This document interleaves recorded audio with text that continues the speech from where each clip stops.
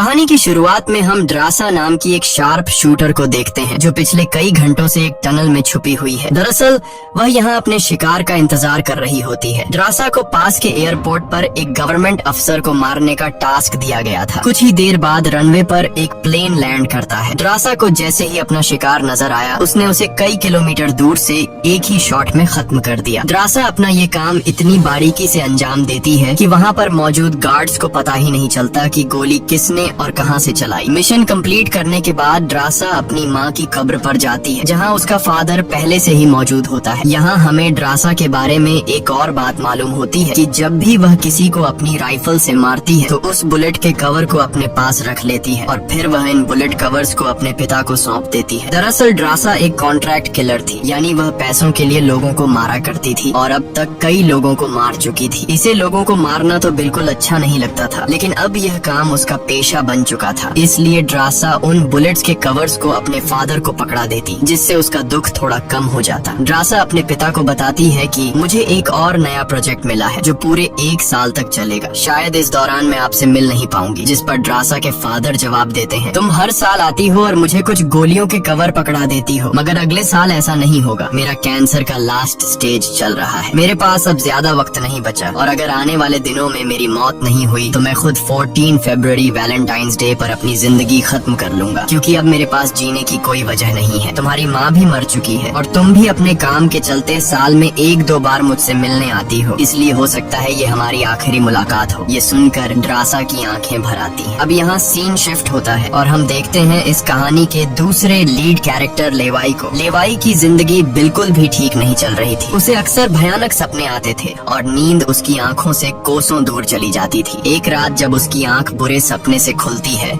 तो लेवाई अपने घर से बाहर निकलकर समुद्र के किनारे पर आता है। यहाँ उसे थोड़ा बेहतर महसूस होता है और वह अपनी डायरी में कुछ लिखने लगता है। तभी लेवाई को अचानक उसके फोन पर एक मैसेज आता है। उस मैसेज में उसे एक एड्रेस दिया गया होता है जहाँ उसे जल्द से जल्द पहुँचने का कहा गया होता है। लेवाई बिना वक्त गंवाए एक मिलिट्री बेस पर पहुँचता है और वहाँ उसकी मुलाकात होती है एक लेडी ऑफिसर से जिसका नाम बार्तो है। बातचीत के दौरान हमें पता चलता है कि लेवाई कोई आम इंसान नहीं बल्कि एक आर्मी ऑफिसर था, लेकिन अब वह रिटायर हो चुका है और सिर्फ इतना ही नहीं, वह एक डेडली स्नाइपर भी रह चुका है। वह अब तक 200 से भी ज्यादा लोगों को स्नाइपिंग से मार चुका है। बार्टो लेवाई से कहती है, मैं तुम्हें एक मिशन पर भेजना चाहती हूँ क्योंकि तुम एक बहुत ही अच्छे स्नाइपर हो और ये सिर्फ तुम ही कर सकते हो। लेकिन मिशन पर भेजने से पहले बार्टो लेवाई से एक बहुत ही जरूरी सवाल पूछती है, अगर तुम इस मिशन पर गए तो क्या तुम्हें याद करने वाला पीछे कोई है? ये बात सुनकर लेवाई को कुछ अजीब लगने लगता है, लेकिन फिर वह जवाब देता है, नहीं, मेरा इस दुनिया में अब कोई भी अपना नहीं है। ये सुनकर वो लेडी लेवाई से कहती है, तुम तैयारी कर लो, कुछ घंटे बाद तुम्हें उस मिशन पर भेजा जाएगा और वहाँ तुम्हें 1 साल के लिए रहना है। इसके बाद लेवाई को बेहोश कर दिया जाता है और जब उसकी आंख खुलती है तो वह अपने आप को एक एरोप्लेन में पाता है। लेवाई कुछ समझ नहीं पाता कि आखिर उसे कहाँ ले जाया जा रहा है और उसे किस तरह का मिशन सौंपा गया है। इसलिए लेवाई वहाँ पर मौजूद एक सोल्जर से पूछता है, मुझे कहाँ ले जाया जा रहा है? लेकिन वह सोल्जर लेवाई की इस बात का कोई जवाब नहीं देता, बस इतना कहता है, अपना आईडी और वॉच हमें दे दो, ये सब तुम्हें तब वापस मिलेगा जब तुम्हारा मिशन पूरा हो जाएगा। थोड़ी देर बाद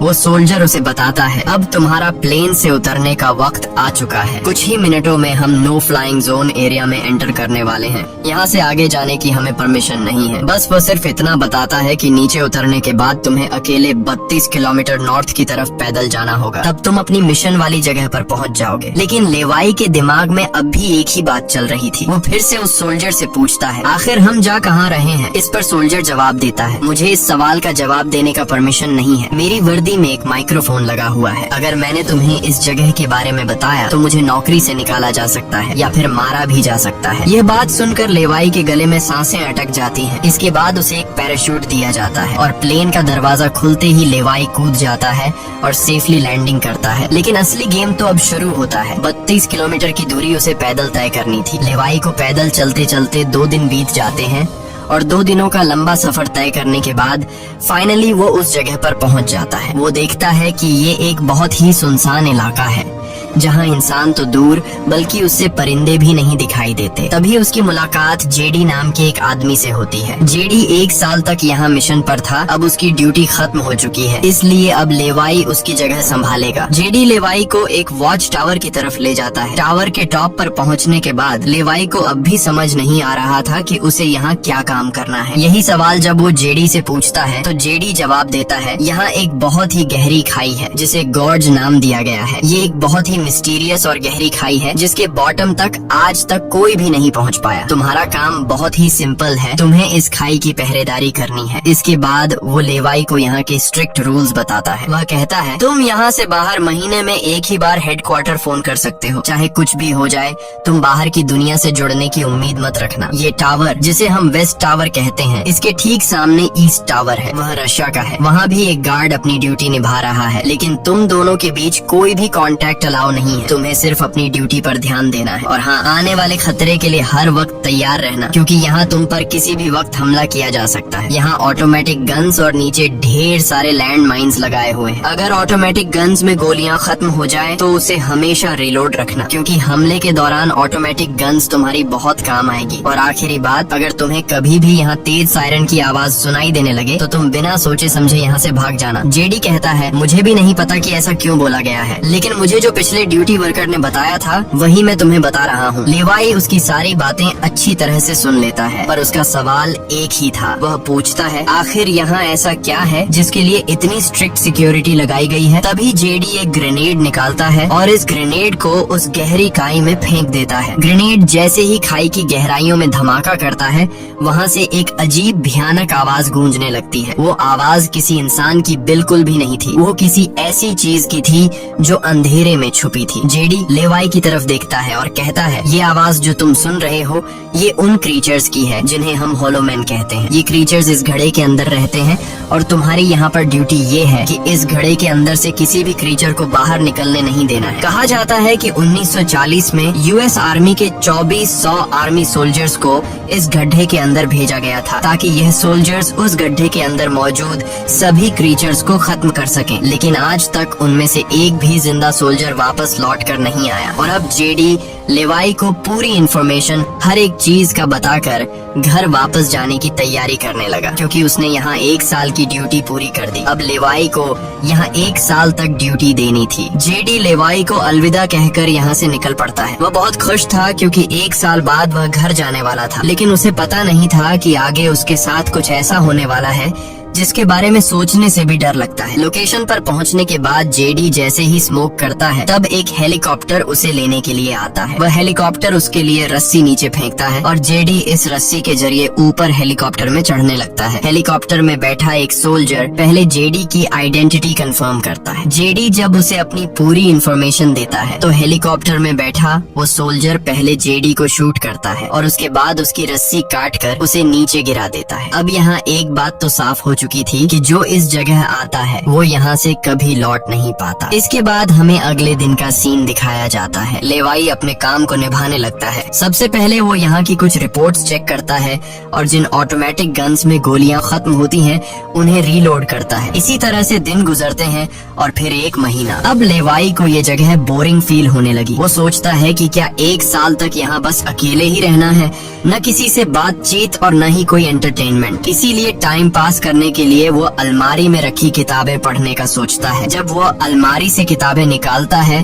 तो अचानक उसकी नजर अलमारी के पीछे की दीवार पर पड़ती है। उस दीवार पर कुछ नोट्स लिखे होते हैं। ये उन सभी लोगों के नोट्स थे जो इससे पहले इस टावर में अपनी ड्यूटी कर चुके थे। हर नोट में डर, अकेलापन और होलोमैन के खतरों का जिक्र था। एक दिन लेवाई को वेस्ट टावर से मशीन चलने की आवाज आती है। लेवाई जल्दी से अपने टेलीस्कोप से दूर से ईस्ट टावर को देखने की कोशिश करता है और तभी उसे एक लड़की दिखाई देती है और ये लड़की कोई और नहीं बल्कि ड्रासा होती है, जो कि उसकी अच्छी स्नाइपिंग की वजह से उसे इस टावर पर ड्यूटी दे दी गई थी। ड्रासा की खूबसूरती देखते ही लेवाई की नजरें उस पर जम जाती हैं, लेकिन लेवाई उससे बात नहीं कर पाता क्योंकि ऐसा करना रूल्स की खिलाफ वर्जी थी और ड्रासा को भी वेस्ट टावर में बैठे लेवाई के बारे में पता चल चुका था। अब इसी तरह से दिन गुजरते हैं और ये दोनों सोचते हैं कि क्या हमें एक दूसरे से बात करनी चाहिए या नहीं। कुछ दिन बाद ड्रासा का जन्मदिन आता है। अकेलेपन में घिरी हुई ड्रासा को लगता है कि उसे किसी से बात करनी चाहिए। वो लेवाई से बात करने की कोशिश करती है। ड्रासा एक व्हाइट बोर्ड के जरिए लेवाई से पूछती है, तुम्हारा नाम क्या है? इस पर लेवाई को रूल्स याद आते हुए कहता है कि नाम बताना अलाउड नहीं है, लेकिन ड्रासा मुस्कुराते हुए अपना नाम बताती है, मेरा नाम ड्रासा है। लेवाई भी ज्यादा न सोचते हुए अपना नाम बता देता है। ड्रासा बताती है कि आज मेरा बर्थडे है और ड्रासा अपने बर्थडे को सेलिब्रेट करते हुए डांस करने लगती है। ड्रासा लेवाई से पूछती है, क्या तुम्हें डांस करना आता है? लेवाई बताता है, नहीं, मुझे डांस करना बिल्कुल भी नहीं आता। जिस पर ड्रासा पूछती है, तो फिर तुम्हें क्या करना आता है? लेवाई जवाब देते हुए बोर्ड पर लिखता है, मैं शूटिंग थोड़ी बहुत अच्छी कर लेता हूँ। यहाँ ड्रासा उसकी शूटिंग स्किल्स चेक करने के लिए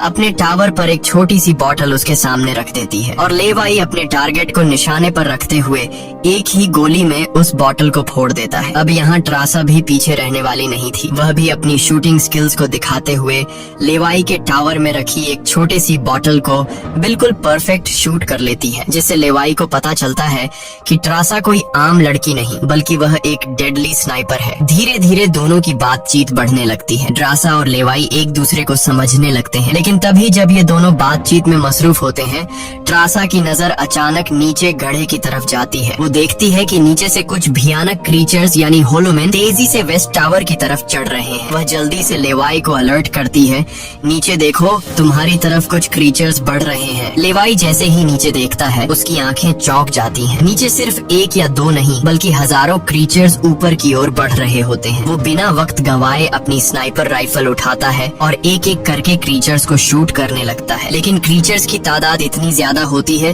कि लेवाई उन्हें अकेले संभाल नहीं पाता। इसलिए ट्रासा भी अपनी मशीन गन से गोलियां बरसाने लगती है। अब वेस्ट टावर यानी ट्रासा की तरफ भी क्रीचर्स बढ़ने लगे। ये दोनों अपनी अपनी साइड से इन क्रीचर्स को मारने लगते हैं, लेकिन तभी लेवाई देखता है कि एक क्रीचर ऊपर ट्रासा के टावर तक पहुंच चुका है और वह क्रीचर जैसे ही ट्रासा पर हमला करने वाला होता है तो लेवाई ईस्ट टावर से अपनी जबरदस्त स्नाइपिंग स्किल्स का इस्तेमाल करते हुए उस क्रीचर को मार गिराता है। अब लेवाई और ड्रासा दोनों को एहसास हो जाता है कि इस खतरनाक जगह में अगर जिंदा रहना है तो उन्हें मिलकर लड़ना होगा। सब कुछ संभालने के बाद ड्रासा बताती है, ये मेरी लाइफ का सबसे बेस्ट बर्थडे था। अगली सुबह लेवाई नीचे लगी लैंड माइन्स को ठीक करता है और ऑटोमेटिक गन को रीलोड करता है। तभी अचानक खाई के अंदर से एक ड्रोन निकलता है। वो ड्रोन कुछ सेकंड्स तक लेवाई की तरफ देखता है। ड्रोन अजीब तरीके से स्कैन करता है। ये देखकर लेवाई हैरान रह जाता है और उसे कुछ समझ नहीं आता कि ये ड्रोन क्यों और किसके लिए भेजा गया था। इस तरह से दिन गुजरते हैं और फिर महीने। इन दोनों की आपस में दोस्ती होने के बाद अब उनके दिन अच्छे गुजर रहे थे और अब उन्हें अकेलापन बिल्कुल भी महसूस नहीं होता था। पर एक दिन ट्रासा बहुत ज्यादा सैड होती है क्योंकि आज 14 फेब था और उसे याद आता है कि उसके फादर ने कहा था कि अगर कैंसर की वजह से आने वाले कुछ दिनों में नहीं मरा तो वो 14 फेब के दिन खुद को मार देगा। और यहाँ ड्रासा बोर्ड पर लिखकर लेवाई को बताती है, आज मैं खुद को बहुत ही अकेली महसूस कर रही हूँ। अगर आज मेरे पास कोई होता तो बहुत अच्छा होता। लेवाई को भी पहले ही दिन से ड्रासा से मिलने का मन था और आज वह खुद को रोक नहीं पाता। वो ड्रासा के पास जाने का प्लान बना लेता है। वह एक रॉकेट लॉन्चर के जरिए ईस्ट टावर तक पहुँचने का जुगाड़ कर लेता है। अगली सुबह वो रॉकेट लॉन्चर का इस्तेमाल करके एक मजबूत रस्सी को ड्रासा की तरफ फेंकता है, जिसके बाद ड्रासा टावर के बाहर आती है और वो रस्सी को मजबूती से एक पेड़ के साथ बांध देती है ताकि लेवाई रस्सी के जरिए लटक कर ईस्ट टावर तक पहुंच जाए। लेवाई बिना देर किए उस रस्सी के सहारे ईस्ट टावर की ओर बढ़ने लगता है, लेकिन बीच में वो अटक जाता है क्योंकि आगे रस्सी की ढलान खत्म हो चुकी थी। इसलिए अब लेवाई हाथों की मदद से आगे बढ़ने लगता है और करीब आधा घंटा हाथों की मदद से सफर करने के बाद वो ड्रासा के टावर तक पहुंच जाता है। ड्रासा उसे वेलकम करती है और कहती है, तुमसे बहुत ही गंदी पसीने की बू आ रही है, इसलिए पहले तुम नहा लो, फिर मैं तुमसे मिलूंगी। लेवाई को ये सुनकर हंसी आ जाती है। वह कुछ कहता नहीं, बस सिर हिलाकर मान जाता है। ड्रासा यहाँ पर शरारत करते हुए उसके कपड़े दूर जाकर छिपा लेती है और सीसीटीवी कैमरा के जरिए लेवाई को देख रही होती है, जो टावर में मौजूद शावर में नहा रहा होता है। उसके बाद लेवाई और ड्रासा एक साथ बैठकर काफी देर तक बातें करते हैं। ड्रासा उससे अपनी पूरी स्टोरी बताती है और बताती है कि अब इस दुनिया में मेरा कोई नहीं रहा, सिर्फ मेरे फादर जिंदा बचे थे, पर कल के दिन उसने भी खुद को मार दिया होगा। यहाँ लेवाई भी ट्रासा को रात में आने वाले भयानक सपने और अपने उन दिनों के किस्से सुनाता है जब वो यूएस आर्मी में था। इस तरह से बातें करते करते रात हो जाती है। ड्रासा यहाँ एक सॉफ्ट म्यूजिक लगा लेती है। ये दोनों म्यूजिक की धुन पर डांस करने लगते हैं। इसी डांस के दौरान वो एक दूसरे के करीब आने लगते हैं और उनके बीच रोमांस होने लगता है। कुछ देर बाद लेवाई ड्रासा की तरफ देखकर एक मुस्कान के साथ कहता है, मैंने तुम्हारे लिए एक शायरी लिखी है, जब हम यहाँ से निकलेंगे तभी मैं तुम्हें वो शायरी दूंगा। अगले दिन लेवाई को वापस अपने वेस्ट टावर लौटना था। वह ड्रासा को अलविदा कहता है और रस्सी के सहारे वेस्ट टावर की तरफ चलना शुरू कर देता है। ड्रासा भी उसे जाते हुए देखती रहती है, लेकिन तभी हम देखते हैं कि कुछ क्रीचर्स ऊपर टावर की तरफ बढ़ रहे हैं, जिनमें से एक क्रीचर वहां लगे लैंड माइन से टकरा जाता है और एक जोरदार धमाका होता है। लैंड माइन के फटने से जो उसके लोहे के पार्ट्स हवा में उड़ जाते हैं, उनमें से एक पार्ट रस्सी से टकरा जाता है, जिससे रस्सी टूट जाती है और वह तेजी से उस खाई में गिर जाता है। लेवाई को गिरते देखकर ट्रासा बिना सोचे समझे अपना पैराशूट उठाकर वह भी उस खाई में कूद जाती है। खाई की गहराई में गिरने के बाद ट्रासा पानी की तेज बहाव वाली नदी में बहने लगती है। वह किसी तरह करके नदी से बाहर निकलकर किनारे तक पहुंच जाती है। दूसरी तरफ लेवाई की किस्मत अच्छी होती है कि वो एक बड़े से पेड़ पर गिरकर लटक चुका था। इतनी ऊंचाई से गिरने के बाद उसे चोटें तो काफी सारी आ जाती हैं, पर उसकी जान बच जाती है। जैसे ही उसकी आंखें खुलती हैं, वो देखता है कि एक बड़ा कीड़ा उस पर हमला करने के लिए बढ़ रहा है। वो खुद को बचाने की कोशिश करता है, पर तभी पेड़ की लकड़ी टूट जाती है और लेवाई नीचे पेड़ की जड़ों पर गिर जाता है। नीचे गिरते ही पेड़ की जड़ों ने उसे अपनी गिरफ्त में लेने लगती है और लेवाई को जकड़ लेती है। उससे पहले कि ये जड़ें लेवाई को मार देती, वहाँ ट्रासा पहुँच जाती है। वो जल्दी से चाकू निकालकर इन जड़ों को काटने लग जाती है, जिससे लेवाई आजाद हो जाता है। इसके बाद लेवाई और ट्रासा चारों ओर देखने लगते हैं। हर तरफ सन्नाटा और डर का माहौल छाया होता है। तभी अचानक पेड़ों की आड़ से कुछ क्रीचर्स निकलकर उन पर हमला कर देते हैं। यहाँ उनके बीच एक बड़ी फाइट होने लगती है। लेवाई अपनी बंदूक संभालता है और पहली गोली सीधे एक क्रीचर के सर में मारता है। एक के बाद एक दोनों ने मिलकर दोनों क्रीचर्स को खत्म कर दिया। यहाँ लेवाई की नजर क्रीचर की डेड बॉडी पर पड़ती है। वह देखता है कि क्रीचर ने वही आर्मी वर्दी पहन रखी थी जो किसी जमाने में अमेरिकन सोल्जर्स की होती थी। ये देखकर लेवाई के रोंगटे खड़े हो जाते हैं। तभी उसे जेडी की वो बातें याद आती हैं, जब उन्होंने बताया था कि 1940 में 2400 सोल्जर्स के एक बड़े ग्रुप को इस खाई में भेजा गया था और वो सैनिक कभी वापस नहीं लौटे थे। उसके बाद लेवाई और ट्रासा एक अजीब भयानक सी जगह पर पहुंच जाते हैं। यहाँ का मंजर किसी बुरे सपने जैसा था। हर तरफ इंसानों के सड़े गले शरीर पड़े थे और सबसे अजीब बात यह थी कि इन शरीरों के अंदर से पेड़ पौधे उग आए थे। ऐसा लग रहा था जैसे कोई जानलेवा वायरस ने इस जगह को अपनी गिरफ्त में ले लिया हो। तभी अचानक पेड़ों के बीच से कुछ हलचल होती है। लेवाई और ट्रासा समझ जाते हैं कि क्रीचर्स एक बार फिर उनका पीछा कर रहे हैं। डर के मारे यह दोनों तेजी से भागने लगते हैं और एक टूटी फूटी चर्च में घुस जाते हैं। दरवाजा बंद करने के बाद सामने उन्हें एक अजीब सा नजारा दिखता है। हर तरफ इंसानों की लाशें पड़ी हुई थी। उनकी हालत देखकर ऐसा लग रहा था जैसे उन्होंने खुद अपनी जान ले ली हो ताकि इस वायरस से बच सके। अचानक एक बड़ी मकड़ी ट्रासा के ऊपर कूद पड़ती है और ढेर सारी और भी मकड़ियाँ निकल आती हैं। ये मकड़ियाँ साइज में काफी बड़ी होती हैं। जैसे ही स्पाइडर उन पर हमला करता है, लेवाई और ट्रासा मिलकर उसे खत्म कर देते हैं। दूसरी तरफ चर्च का दरवाजा वो क्रीचर तोड़कर अंदर आ जाते हैं। लेवाई और ट्रासा अपनी जान बचाने के लिए उन पर फायरिंग शुरू कर देते हैं और जैसे तैसे करके उनसे अपनी जान छुड़ाकर चर्च से बाहर निकल आते हैं। तभी लेवाई की नजर सामने पहाड़ में बनी एक पुरानी सुरंग पर पड़ती है। वह दोनों फौरन उस सुरंग के अंदर घुस जाते हैं। अंदर जाकर उन्हें पता लगता है कि असल में यह एक पुरानी लैब है। यहाँ हर जगह टूटी फूटी कांच, मशीन्स और पुराने जंग लगे हुए कंटेनर्स पड़े थे। यहाँ लेवाई को एक पुराना डीवीडी कैसेट मिलता है। लेवाई डीवीडी को प्ले करता है और स्क्रीन पर एक लड़की नजर आती है। वह लड़की कहती है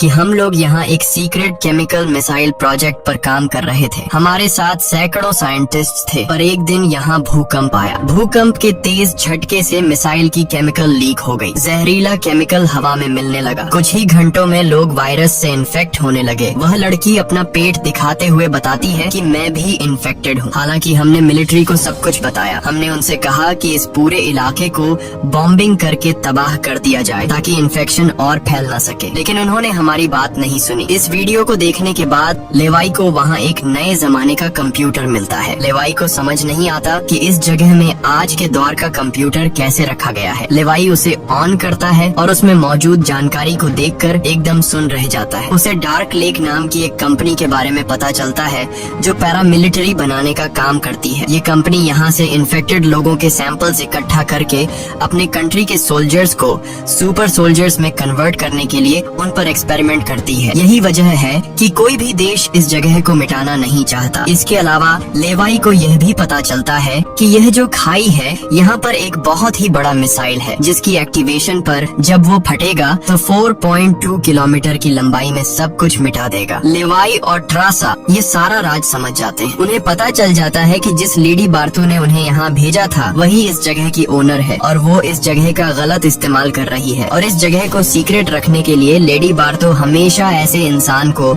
यहाँ पर ड्यूटी के लिए चुनती थी जिसका पीछे कोई पूछने वाला नहीं हो, और उस इंसान को यहाँ साल भर ड्यूटी करने के बाद मार दिया जाता, जिस तरह से जेडी को मार दिया गया था ताकि वो बाहर आकर दुनिया को इस जगह के बारे में नहीं बता सके। ये सब जानने के बाद जैसे ही ये दोनों वहाँ से निकलते हैं तभी एक घुड़सवार क्रीचर ट्रासा को रस्सी से जकड़कर अपने साथ ले जाता है। लेवाई ट्रासा की तलाश में यहाँ वहाँ भटकता है लेकिन उसे ट्रासा कहीं दिखाई नहीं दे रही थी। तभी लेवाई एक ऐसी जगह पर पहुँचता है जहां एक बड़ी मिसाइल रखी हुई थी। ये वही मिसाइल थी जिसके बारे में डार्क लेक कंपनी के कंप्यूटर से लेवाई को जानकारी मिली थी। लेवाई को सब कुछ साफ समझ आ चुका था। असल में वॉच टावर में पहले रह चुके लोग जब यह कहते थे कि अगर सायरन की आवाज सुनाई दे तो जितनी जल्दी हो सके यहाँ से भाग जाना चाहिए, वो दरअसल इस मिसाइल की ही बात कर रहे थे। दूसरी तरफ ट्रासा अब उस क्रीचर के कब्जे में थी। ट्रासा खुद को छुड़ाने की कोशिश करती है और जैसे तैसे करके वो खुद को छुड़ा लेती है। आजाद होते ही ट्रासा और क्रीचर के बीच फाइट छिड़ जाती है। लेवाई भी ट्रासा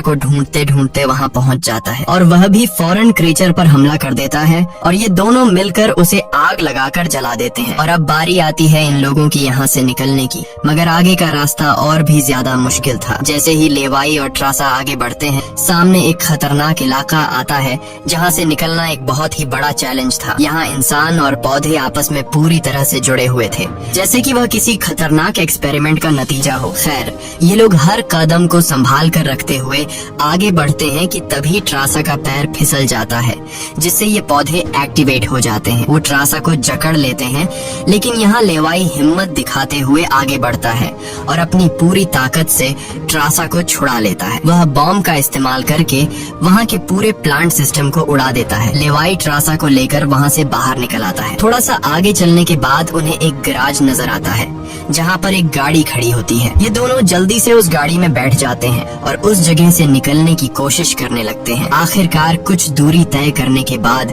उन्हें एक रस्सी नजर आती है जो ऊपर वॉच टावर तक जाती थी, लेकिन अब वो क्रीचर्स भी उनका पीछा करते हुए वहाँ तक पहुँच चुके थे। अब यहाँ रस्सी को हाथों से पकड़कर ये लोग अगर ऊपर चढ़ते तो ये क्रीचर्स इन्हें मार देते। इसलिए लेवाई समझदारी से काम लेते हुए जीप को रस्सी से बांधकर ऊपर चढ़ने लगते हैं। ये लोग जीप को इसलिए रस्सी से बांध लेते हैं ताकि ये दोनों जीप में बैठकर उनके हाथ क्रीचर्स के साथ लड़ने के लिए फ्री हों। वो क्रीचर्स उन पर हमला करते हैं और यहाँ उनके बीच एक बड़ी फाइट होती है, लेकिन वो क्रीचर्स तादाद में काफी ज्यादा थे इसलिए वो इन पर भारी पड़ रहे थे। यहाँ लेवाई के दिमाग में एक आइडिया आता है। वह जीप की पेट्रोल टैंक इन क्रीचर्स पर लीक कर देता है जिससे निकलने वाले तेल को आग लगाकर उन सभी क्रीचर्स को जला देता है और आखिर में ये लोग उस जीप की रस्सी काट कर उसे नीचे छोड़ देते हैं जिससे वो सभी क्रीचर्स मारे जाते हैं। इस तरह से ये लोग फाइनली ऊपर चढ़ने में कामयाब हो जाते हैं। अब इन दोनों को पता चल चुका था कि अगर ये दोनों यहाँ साल भर ड्यूटी कर भी लें तब भी आखिर में इन दोनों को मार दिया जाएगा। इसीलिए अब ये दोनों एक बड़ा फैसला करते हैं कि अब वो इस जगह की रक्षा नहीं करेंगे बल्कि इस जगह को तबाह कर देंगे ताकि इनकी तरह कोई दूसरा सोल्जर यहाँ पर न फंस सके और इस जगह का गलत इस्तेमाल बंद हो जाए। ये सब करने के बाद ये दोनों यहाँ से दूर जाकर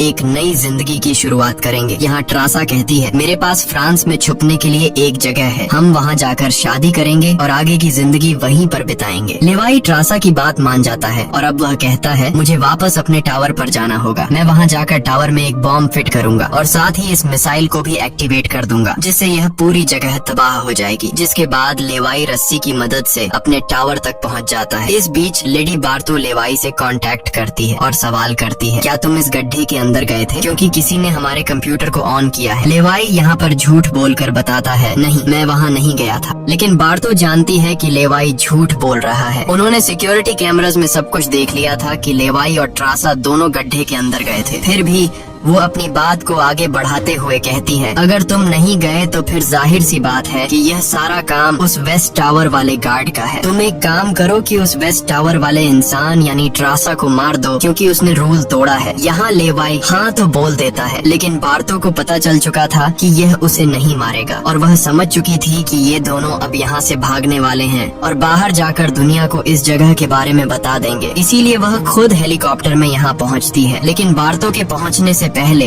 ये दोनों अपनी पूरी तैयारी कर चुके थे। लेवाई टावर से काफी दूर जाकर अपनी लाइफ का सबसे लंबा शॉट लेता है और सीधा उस टावर पर गोली मारता है जो सीधा नीचे मिसाइल से कनेक्ट था, जिससे एक तेज सायरन बजने लगता है। अब उनके पास टाइम कम था। ये दोनों तेजी से भागने लगते हैं क्योंकि जब मिसाइल फटेगी तो वह 4.2 किलोमीटर के एरिया को तबाह कर देगी। लेवाई और ट्रासा दोनों पूरी ताकत से जंगल की ओर भागने लगते हैं। ट्रासा अपनी जान बचाते हुए उस जगह से काफी दूर निकल जाती है, लेकिन लेवाई के पैर में चोट आई थी जिससे वह तेज नहीं भाग सकता था। दूसरी तरफ बार्तो को भी यह समझ आ चुका था कि जल्द ही मिसाइल ब्लास्ट होने वाला है। ठीक इसी वक्त मिसाइल एक्टिवेट हो जाती है और एक बहुत ही बड़ा धमाका होता है जिससे पूरी खाई तबाह होने लगती है। ये ब्लास्ट इतना भयानक था कि उसके लपटने और झटके दूर तक फैल गए, जिसमें बार्तो का हेलीकॉप्टर भी उस धमाके की चपेट में आ जाता है और वह वहीं मारी जाती है। ट्रासा ने तो 4.2 किलोमीटर का फासला तय कर लिया था, लेकिन लेवाई उस धमाके की लपेट में आ जाता है और धमाके से आने वाली तेज हवा उसे पानी में गिरा देती है। दूसरी तरफ खाई में सभी क्रीचर्स मारे जाते हैं। अब सिर्फ ट्रासा उस धमाके में जिंदा बच गई थी और वह एक ऊंची जगह पर खड़ी होकर लेवाई का इंतजार करने लगी। इंतजार करते करते रात हो जाती है, लेकिन लेवाई का कोई अता पता नहीं चलता। वो समझ जाती है कि अब लेवाई जिंदा नहीं रहा, जिसके बाद कहानी यहाँ से कुछ महीने आगे शिफ्ट होती है। ट्रासा लेवाई की लिखी हुई कविता को पढ़ती है। हर एक शब्द में उसे लेवाई की यादें महसूस होती हैं। आंखों में आंसू लिए वो अपने दिल को संभालने की कोशिश करती है। अब ट्रासा एक नई जिंदगी की शुरुआत करते हुए फ्रांस के एक होटल में वेट्रेस की जॉब करने लगती है। लेकिन फिर अचानक एक दिन ट्रासा के सामने लेवाई आकर खड़ा हो जाता है। वह जिंदा था। लेवाई को देखकर ट्रासा की आंखें खुली की खुली रह जाती हैं। वह खुशी के मारे दौड़कर लेवाई को गले लगाती है और इसी के साथ यह कहानी खत्म हो जाती है। अगर वीडियो आपको अच्छी लगी हो तो हमारे चैनल को सब्सक्राइब और वीडियो को लाइक जरूर कीजिएगा।